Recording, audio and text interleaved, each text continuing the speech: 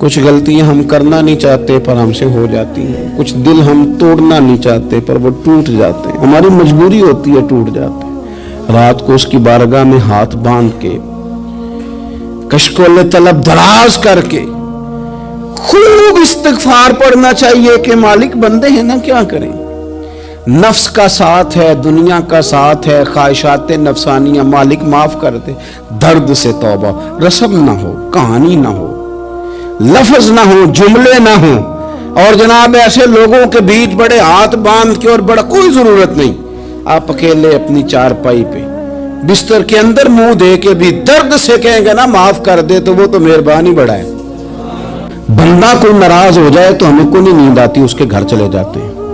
हम अपने सारे रिश्तों को, ताल्लुकात को मेंटेन करके रखने के आदी हैं। हमें पता है कि वहां मैं नहीं जा सका तो बेटा भेजता हूं, फलां शादी पे मैं नहीं जा सका तो भतीजा भेजता हूं, भाई भेजता हूं। हर ताल्लुक का हमने ख्याल रखा, कोई रूठ ना जाए।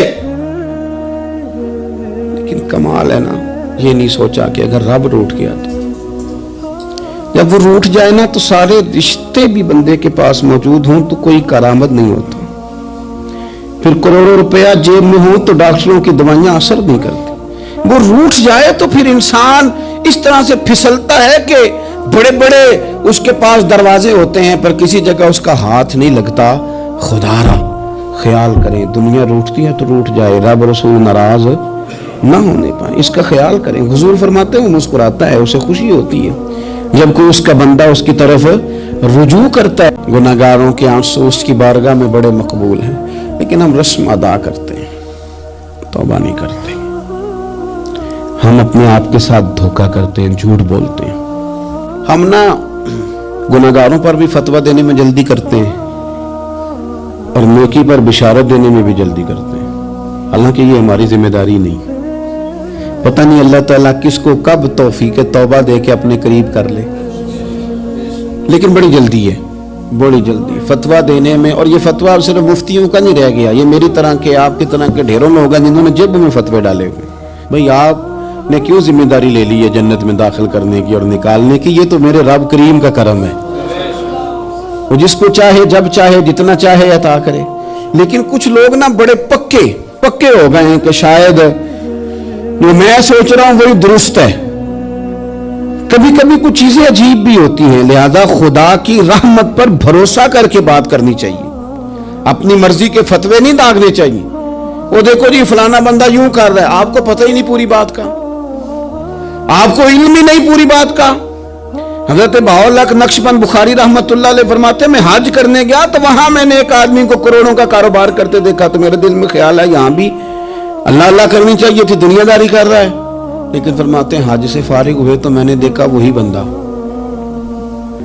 सारा कुछ रब की बारगाह में खैरात कर रहा है, और सैकड़ों गरीब हाजी हैं जिनको पूरे पूरे खर्चे दे रहा है। तो मैंने वही अपनी सोच से तौबा की कि मैं कहाँ था। बड़ी जल्दी खड़े ना हो जाएं। हजरत हसन बसरी रहमतुल्लाह ताला अलैह इरशाद फरमाते हैं कि मैं दरिया के किनारे गया तो वहां मैंने एक शख्स को देखा, वो अपनी एक खातून की गोद में सर रख के बैठा और करीब एक बोतल भी पड़ी है।